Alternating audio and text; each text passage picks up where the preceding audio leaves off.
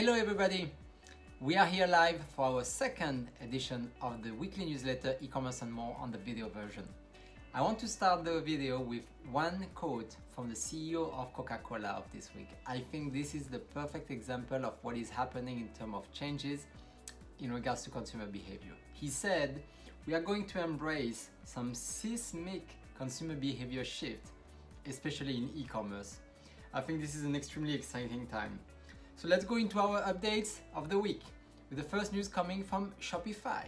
Shopify is known for supporting more than 1 million online stores, and now the company is launching its own consumer shopping app. That's, I think, a major move because we are seeing more and more consumers going and buying and actually interacting in-app activities rather than just on web browser. So I think this is a very, very good move for Shopify. The second news of the week is around Walmart. Walmart is launching a 2-hour service delivery to compete directly with Amazon Prime now.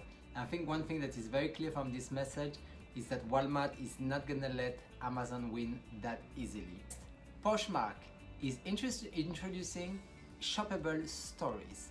So we've talked about Instagram, we've talked about Pinterest, we've talked about Google, we talked about Facebook as a group that is introducing more and more functionalities around social commerce. And that's one of the other moves that we are seeing now, even on marketplaces that are focused on second-hand products. Next, Amazon released their earnings this week. And Bezos started with, "You might want to take a seat." Big news there also, they decided to spend $4 billion in Q2 for COVID-related expenses.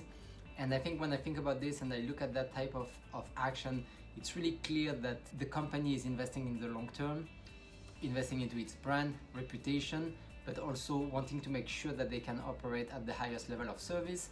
And for that, they need obviously to have very strong support from all their teams and employees, as well as very good view from the customer perspective as well.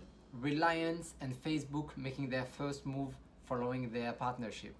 And they are launching e-commerce functionalities within WhatsApp.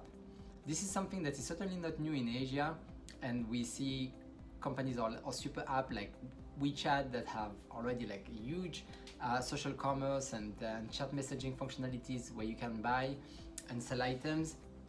And last but not least is Instacart. So Instacart is probably one of the company that is benefiting the most of this pandemic situation. Not only it's a game changer in terms of exponential growth, but the company also has been reported to probably turn into a profitable business. And that's, I think, a very big thing because that's an extremely costly model to operate.